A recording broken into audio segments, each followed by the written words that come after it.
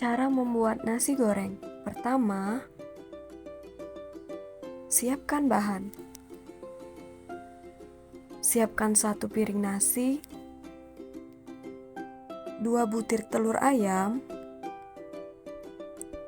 1 siung bawang merah, 1 buah cabai merah, 1 buah tomat, 1 buah mentimun.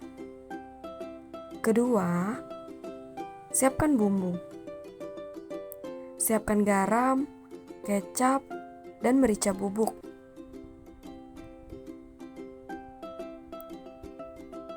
Kupas bawang merah, lalu iris kasar bawang dan cabai. Selanjutnya haluskan. Hidupkan kompor, masukkan minyak sayur di atas wajan, masukkan bawang dan cabai yang dihaluskan, masukkan telur ayam dan nasi, aduk hingga merata.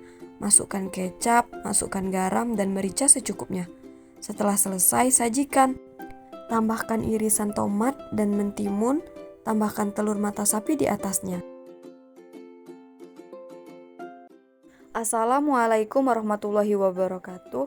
Hai anak bangsa yang hebat yang kelak dapat mengguncang dunia. Setelah melihat cuplikan video tadi, pasti anak-anak semua pernah kan memasak nasi goreng? Agar lebih mudah dan praktis, biasanya kita dapat membeli bumbu nasi goreng yang dijual di warung.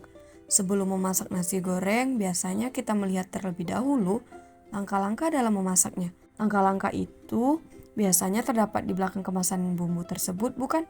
Menurut anak-anak, mengapa sih langkah-langkah yang sama seperti itu sangat penting untuk dilakukan kembali? Daripada penasaran, mari belajar bersama dan dengar secara seksama penjelasannya ya. Teks prosedur itu apa ya? Jadi, teks prosedur merupakan kegiatan yang spesifik atau suatu kegiatan yang dijalankan ataupun dieksekusi melalui cara yang sama dengan tujuan memperoleh hasil yang sama. Tidak hanya itu, teks tersebut juga dibuat sesuai dengan struktur dan juga kaidah kebahasaan yang ada pada teks prosedur. Adapun hal-hal yang harus diperhatikan dalam menulis teks prosedur, apa saja ya? Yang pertama yaitu struktur teks prosedur. Pada teks prosedur terdapat 4 struktur. Pertama tujuan, kedua bahan dan alat, ketiga langkah-langkah, dan yang terakhir penegasan ulang. Pertama tujuan. Tujuan berupa pengantar atau pendahuluan seorang penulis mengenai topik yang dijelaskan dalam teks. Kedua, bahan dan alat. Bahan dan alat ini berupa rincian yang diperlukan pada saat melakukan sesuatu. Bahan, alat, dan juga ukuran ditulis untuk menjamin keberhasilan suatu teks prosedur. Ketiga, langkah-langkah. Langkah-langkah ini berupa tahapan dalam melakukan kegiatan untuk mempermudah pembaca dalam mempraktikkan sesuatu. Biasanya dibuat dalam urutan poin atau nomor, bahkan paragraf secara terperinci.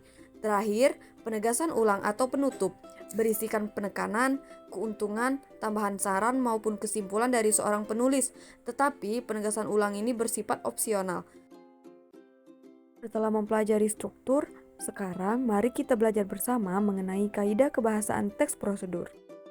Kebahasaan yang pertama memakai kata kerja imperatif, yang kedua memakai kata teknis, yang ketiga memakai konjungsi temporal, yang keempat memakai kalimat persuasif, yang kelima memakai verba material dan tingkah laku, dan yang terakhir menjelaskan terperinci alat dan bahan. Yang pertama memakai kata kerja imperatif. Kata kerja yang mengandung perintah. Kata kerja ini berakhiran an, i, dan lah. Contohnya, hindari memanggang dengan api besar. Masukkanlah garam secukupnya. Memakai kata teknis. Menggunakan kata-kata teknis yang berhubungan dengan topik yang sedang ditulis. Contohnya, manfaat wortel untuk kesehatan mata. Maka penulis menuliskan kandungan protein, nutrisi, dan lain-lain. Memakai konjungsi temporal. Menggunakan konjungsi atau kata hubung temporal untuk menjelaskan urutan secara kronologis. Contohnya, kata hubung setelah, lalu, selanjutnya, dan seterusnya. Memakai kalimat persuasif, kata kerja yang mengandung ajakan. Contohnya, mari jaga kesehatan mata dengan minum jus wortel. Memakai verba material dan tingkah laku. Kata kerja verba material dan kata kerja tingkah laku adalah kata kerja yang mengacu pada tindakan fisik. Contohnya, menggiling bumbu, menuangkan tepung, dan sebagainya. Menjelaskan secara terperinci alat dan bahan, menjelaskan bahan yang digunakan, mulai dari alat hingga bahan, bahkan langkah-langkah pengolahan bahan tersebut, dilengkapi dengan ukuran, jumlah dan warna. Contohnya 1 sendok teh garam. Dari pembahasan materi yang sudah dipaparkan tadi, tahap selanjutnya kita akan belajar bersama cara menulis teks prosedur sesuai dengan struktur dan kebahasaannya. Berikut langkah-langkah menulis teks prosedur. Yang pertama, menentukan topik. Yang kedua, menentukan tujuan. Yang ketiga, mengumpulkan informasi. Yang keempat, menyusun kalimat. Dan yang kelima, tulis teks sesuai dengan struktur dan kebahasaannya. Menentukan topik. Dalam langkah menentukan topik ini, kita harus mencari referensi terlebih dahulu melalui buku, internet, dan lain-lain.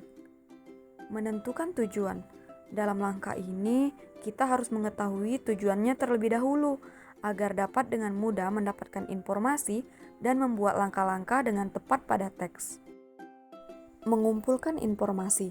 Dalam langkah ini, kita harus mengumpulkan informasi-informasi yang sudah kita dapatkan agar mudah untuk kita kembangkan. Menyusun kalimat. Dalam langkah ini, kita meski sudah dapat menyusun kalimat sesuai dengan topik yang akan dibuat. Tulis teks sesuai dengan struktur dan kaidah kebahasaan. Terakhir, kita dapat membuat kalimat lengkap dan jelas sesuai dengan struktur dan kaidah kebahasaan. Sebelum Ibu memberikan tugas individu, Ibu akan memberikan contoh teks prosedur terlebih dahulu. Ini merupakan contoh teks prosedur beserta analisis struktur dan kebahasaannya. Simak baik-baik penjelasannya ya.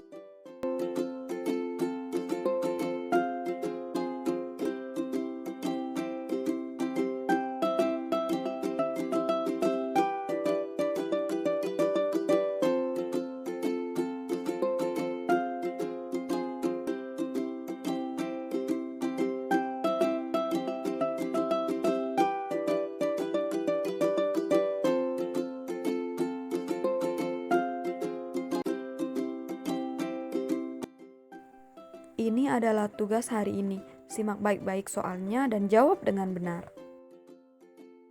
Sekarang mari kita simpulkan bersama pembelajaran kita pada hari ini. Jadi kesimpulannya, materi teks prosedur, terkhususnya pada menulis teks prosedur haruslah memperhatikan struktur dan juga kebahasaannya, sehingga teks prosedur yang dihasilkan dapat dipahami dengan baik dan benar.